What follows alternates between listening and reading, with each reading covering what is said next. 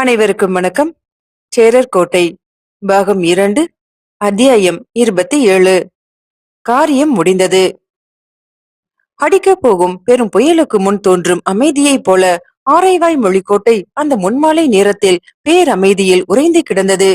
காற்று அதிகமின்றி மரங்களும் செடி கொடிகளும் இதர தாவரங்களும் கூட ஏதோ மந்திரம் போட்டார் போல அசைவற்று காணப்பட்டன.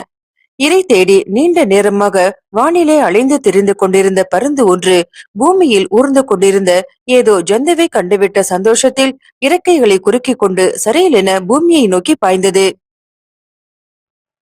பகவதி அம்மன் பெருவாயிலின் உச்சியில் நின்றபடி இந்த காட்சிகளை நோட்டமிட்டுக் கொண்டிருந்த விக்ரமாதித்ய வரகுணர் பார்வையை வேறு திசையில் திருப்பினார். கோட்டைக்குள் போருக்கான இறுதிக்கட்ட ஏற்பாடுகள் விறுவிறுப்பாக நடைபெற்றுக் கொண்டிருந்தன. இன்னும் 2 நாட்களில் எதிரிகளின் படைகள் ஆரைவாய் மொழியை அடைந்துவிடும் என ஒற்றர்கள் செய்தி அனுப்பியிருந்ததால் வரப்போகும் படைகளை எதிர்நோக்கி நாஞ்சில் நாட்டின் காவல் வீரர்கள் அனைவரும் தங்களை ஆயத்தம் செய்து கொண்டிருந்தார்கள். கோட்டையின் மீது அமைந்திருந்த பல்வேறு சாளரங்களிலும் நடமாட்டங்கள் அதிகரித்திருந்தன. ஒவ்வொரு சாளரத்திலும் குறைந்தபட்சம் 4 வீரர்களை கொண்ட ஒரு குழுமம் நிறுத்தப்பட்டிருந்தது. கோட்டையின் பிரதான நுழைவாயிலான பகவதி அம்மன் பெருவாயிலின் இரு மருங்கிலும் அமைந்திருந்த 8 சாளரங்களில் மட்டுமே அதிகப்படியான வீரர்கள் காணப்பட்டார்கள். அந்த வீரர்களில் பெரும்பாலானோர் தம் தம் வில்லுடன் திகழ்வதை பார்த்தால் அவர்கள் வள்ளுவ நாடாழ்வாரின் வில்லியர் படையை சேர்ந்த வீரர்கள் என்பது தெல்ல தெளிவாகும். ஒவ்வொரு சாளரத்திற்கு அருகிலும் அம்புகள் மலை போல குவித்து வைக்கப்பட்டிருந்தன. கோட்டையை சோழற்படை நெருங்க நெருங்க வில்லியர் தம் வில்களில் இருந்து அம்பு மழை பொழிய துவங்கும் போலும். பெரிய சாளரங்களின் அருகே எண்ணெய் கொப்பரைகளும் அவற்றின் அருகே காய்ந்த விறகுகளும் சுள்ளிகளும் கூட அடுக்கி வைக்கப்பட்டிருந்தன. அந்நாளில் அம்புகளின் நுனியில் துணியை சுற்றி எண்ணெயில் முக்கி எடுத்து நெருப்பு பற்ற வைத்து அந்த நெருப்பு கங்குகளை அம்புகளாக எதிரிப்படையின் யானைகளின் மீது எறிவார்கள். தீ புண்ணினால் பாதிக்கப்பட்ட யானைகள் அலறி அடித்து பல்வேறு திசைகளிலும் பாய்ந்து ஓடி தம் தம் படை வீரர்களையே சர்வ நாசம் செய்யும். கோட்டையின் இரு புறங்களிலுமே அடர்ந்து வளர்ந்திருந்த மலைக்காடுகள் வெளிப்பார்வைக்கு அமைதியாக தெரிந்தாலும் அந்த காட்டிற்கு உள்ளும் போருக்கான ஆயத்தங்கள் வெகு வேகமாக நடைபெற்று கொண்டுதான் இருந்தன. காடுகளின் ஊடே ஆங்காங்கே ரகசிய மறைவிடங்களில் வீரர்கள் தங்கும் கூடாரங்கள் அமைக்கப்பட்டிருந்தன. சிற்சில இடங்களில் உருட்டி விடுவதற்கு தயாராக பெரும் பாறைகள் மேலேற்றப்பட்டு கொண்டிருந்தன. உருண்டு வரும் பாறைகள் மரம் செடி கொடிகளால் தடைப்படாது வேகத்துடன் கீழே மோதுவதற்கு ஏற்றவாறு மலைப்பாதைகள் செப்பனிடப்பட்டு கொண்டிருந்தன. மரங்களின் அடர்த்தி குறைவாக இருக்கிறதே என அந்த இடங்களில் எதிரி படைகள் முன்னேற துவங்கினால் அவர்களின் கதி அதோ கதிதான். அது பாறைகளின் அளவை பார்த்தாலே தெரிகிறது. சுருங்கச் சொன்னால் எப்பேற்பட்ட கடும் தாக்குதலையும் சமாளிக்கும் வலிமையும் திண்மையையும் ஆரைவாய் மொழிக்கோட்டை அன்று ஒருங்கே பிரதிபலித்தது. தம்மை சுற்றிலும் நடைபெற்றுக் கொண்டிருந்த இத்தகைய ஏற்பாடுகளால் திருப்தி அடைந்திருந்த வரகுணர் போருக்கு பிறகு ஏற்படக்கூடிய அரசியல் மாற்றங்களை பற்றி எண்ணலானார். இந்த போரில் அவர்கள் வெற்றியடைந்தால் சந்தேகமே இல்லாமல் அந்த பெருமை ஆரைவாய் மொழி கோட்டைக்கும் வள்ளுவனாருக்கும் தான் போய் சேரும். அதுவே நியாயமும் கூட. இத்தனை பெரிய கோட்டையையும் அதனை சுற்றி இரு புறங்களிலும் எழும் இயற்கையான மலை சிகரங்களும் வள்ளுவனாரின் வீரர்களும் இல்லையேல் மலைநாடு சோழனுக்கு இரையாவதை ஒருவராலும் தடுக்க முடியாது. இந்த வெற்றியை மெல்ல மெல்ல நாம் நமதாக்கிக் கொள்ள வேண்டும். அதற்கு மற்ற நாடுவாளிகளின் துணை மிக மிக அவசியம். முக்கியமாக முதலில் புறத்தாய நாடுவாளியை நம் பக்கமாக இழுக்க வேண்டும். பிறகு மெல்ல மெல்ல ஒவ்வொருவராக சேர்ந்து வேநாடு வரை சென்று விட வேண்டும். முந்தைய ஆய்நாட்டில் வேநாடு வரை கடைசி சேரவே இல்லை. அதனை எப்பாடுபட்டாவது இம்முறை இணைத்துவிட வேண்டும். இவை அனைத்துமே நடந்துவிட்டால் சேரமான் பெருமாள் தமக்கு நிகரான ஒரு ஆசனத்தில் தம்மை எதிர்கொண்டு அழைத்தாக வேண்டும். அதற்கு பிறகு சேரமானுடன் ஒப்பந்தம் பேசலாம். எம்முடன் நீர் இணைந்து கொள்ளும். மலைநாட்டின் இரு பெரும் வேந்தர்கள் தனித்து இயங்குவது எதிரிகளுக்குத்தான் சாதகமாக முடிந்திருக்கிறது. இனியும் அந்த நிலைமை வர வேண்டாம். நமது நட்பை உறுதி செய்யும் விதமாக உமது பெண்ணை கேரள இளவரசியாரை நாம் திருமணம் செய்து கொள்கிறோம். இருவருமாக சேர்ந்து சோழ நாட்டை முழங்குவோம். தஞ்சையும் நாகையும் குடந்தையும் உரந்தையும் எமக்கு அத்துப்படி. அவர்களின் ஆயுதங்கள், தாவடிகள், கொட்டாரங்கள், போர் முறைகள், வீரர்கள் என அனைத்துமே எமக்கு துல்லியமாக தெரியும். அந்த போரை நாமே முன்னின்று நடத்துகிறோம். வெற்றியை உம்முடன் பகிர்ந்து கொள்கிறோம். எமக்கு துணையாக உமது ஒன்று குறை ஆயிரத்தவர் படைகளையும் 4 சாலைகளில் இருந்து தேர்ந்தெடுக்கப்பட்ட வீரர்களையும் அனுப்பி வையும். மறுமுனையிலிருந்து பாண்டி படைகளும் அவர்களுக்கு துணையாக இலங்கை படைகளும் வந்து சேரும். அதனை தானே தலைவர் கவனித்துக் கொள்வார்.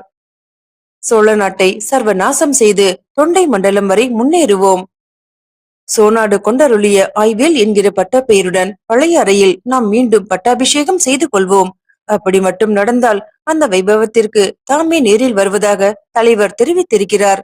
அவரது கரங்களாலேயே பண்டைய சோழ மகுடம் எமது தலையில் வைக்கப்படும். வரகுணரின் கண்களுக்கு எதிரே அந்த காட்சி மானசீகமாக விரிந்தது. அந்தணர்களும் கிரம்ம வித்தர்களும் தில்லை மூவாயிரவர்களும் கூடி நின்று சுருதி பிசகாமல் மந்திரங்கள் முழங்கிக் கொண்டிருக்கிறார்கள். வழி வழியாக சோழ மன்னர்களின் தலைகளை மட்டுமே அலங்கரித்து வந்த அந்த பண்டைய மகுடம் வரகுணரின் தலை மீது தானே தலைவரின் திருக்கரங்களால் மெல்ல அழுத்தப்படுகிறது. கங்கை, யமுனை, காவிரி என சகல விதமான புண்ணிய தீர்த்தங்களில் இருந்தும் தருவிக்கப்பட்ட புனித நீரால் அவருக்கு மகுடாபிஷேகம் நடைபெறுகிறது.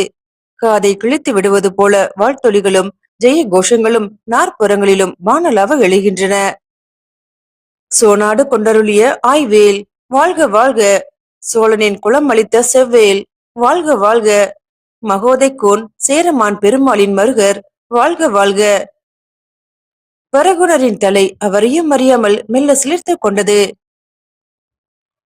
விக்ரமாதித்ய வரகுணர் இவ்வாறு தமது மனக்கண்களில் விரிந்த காட்சிகளில் மூழ்கி இருந்த அதே நேரத்தில் உற்சாகத்தின் உத்தியில் மிதந்து கொண்டிருந்தான் அவரது கையாலான வீர சோழ புறவிலாயத்தின் ஊழியன் பலதேவன். அடிக்கடி அவனது முகத்தில் ஒரு பெரும் முறுவல் விரிந்து விரிந்து அடங்கியது. நாம் சந்தேகப்பட்டது முற்றிலும் சரி. காரியம் கன கச்சிதமாக நடந்து முடிந்து விட்டது. எப்போது என்பது தெரியவில்லை. இன்று காலையில் கூட நடந்திருக்கலாம், அல்லது நேற்றே முடிந்து விட்டதோ என்னவோ, யார் கண்டது? துராகிருகமான அந்த செய்தி படை வீரர்களிடையே பரவி கலவரம் உருவாகாமல் இருக்கும் பொருட்டே மாராயன் ஏதோ மாய்மாலம் காட்டிக் கொண்டிருக்கிறான். பேரரசரின் கொடியை உயர்த்தி பிடித்தபடியே அவருக்கே உரிய கோஷங்களை எழுப்பிக் கொண்டு சென்றால் ஆயிற்றா? அவர் எங்கே? அவரது ரதம் எங்கே? மற்றவர்கள் கவனிக்காவிட்டாலும் நான் அதனை கவனித்து விட்டேன் மாராயா. அரசன் உன்னுடன் சர்வ நிச்சயமாக பயணப்படவில்லை. இன்னும் எத்தனை நேரம் இவ்வாறு வீரர்களை ஏமாற்ற முடியும் என எண்ணுகிறாய்? இன்று இரவோ நாளை காலையோ சோழ வீரர்கள் பேரரசரின் தலை எங்குமே தென்படவில்லை என்பதை கவனித்து விட மாட்டார்களா? அப்படியே அவர்கள் கவனிக்காவிட்டாலும் நானே ஒரு வதந்தியை கிளப்பி விட மாட்டேனா? அடிக்கடி அவனது காதுகளில் கேட்கும் வைராகியின் குரல் மீண்டும் ஒரு முறை ஒலித்தது. பலதேவா, இந்த ஆபத்தான காரியத்தை கண்ணும் கண்ணும் வைத்தார் போல நிறைவேற்றுவதற்கு ஒரு உபாயம் சொல்லித் தருகிறேன். இந்த குப்பியை பத்திரமாக வைத்துக்கொள். இதில் இருப்பது மிக கொடிய மலைநாட்டு மூலிகை விஷம். இதனை மட்டும் சரியாக பயன்படுத்தினாயானால் ஒருவரிடமும் அகப்பட்டுக் கொள்ளாமல் காரியத்தை கச்சிதமாக முடிக்கலாம். இந்த விஷத்தின் சிறு துளி மனித இரத்தத்திலோ உணவிலோ கலந்தாலே போதுமானது. மற்றதை அது பார்த்து கொள்ளும். உடல் எங்கிலும் முதலில் மெல்லிய நடுக்க ஜுரம் தோன்றும். பிறகு தலையில் நீர் கட்டிக்கொள்ளும். இருமலும் சளியும் மிகும். மூட்டுகளிலோ இடைவிடாத வலி ஏற்படும். தலைமயிர் மெல்ல உதிர துவங்கும். இந்த வியாதி எந்த பச்சிலை மருத்துவத்திற்கும் பணியாது.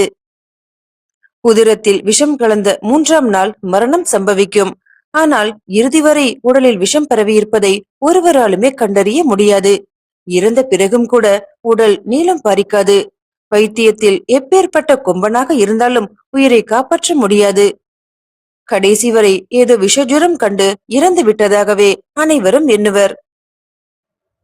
தவிர ஒருவருக்கும் சந்தேகமே தோன்றாது. அந்த விஷம் தன்னுடைய வேலையை காட்ட ஆரம்பித்து விட்டது. நடுக்கு ஜுரம் ஏற்பட்டு விட்டதால் தான் பேரரசரால் படைகளுடன் சேர்ந்து வர முடியவில்லை போலும். மீண்டும் சோழ நாட்டிற்கே அவரை கொண்டு சென்று விட்டார்களா என்ன? அல்லது படைகளுக்கு பின்னால் வந்து கொண்டிருக்கும் வைத்தியர் பட்டாளத்துடன் நிதானமாக அழைத்து வந்து கொண்டிருக்கிறார்களா? ஆம், அப்படித்தான் இருக்க வேண்டும். என்றாலும் நிச்சயப்படுத்தி கொண்டு விடுவது நல்லதுதான்.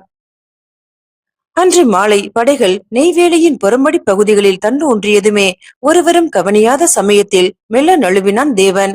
வைத்தியர் குலாம் சோழர் படைகள் தண்டு ஒன்றியிருந்த இடத்திலிருந்து கணிசமான தூரத்தில் முகாமிட்டிருந்தது.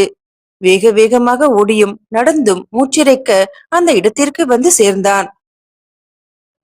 முகாமின் ஒரு ஓரத்தில் பேரரசரின் ரதமும் அவற்றில் பூட்டப்பட்டிருந்த புறவிகளுமே முதலில் அவன் கண்களுக்கு தட்டுப்பட்டன.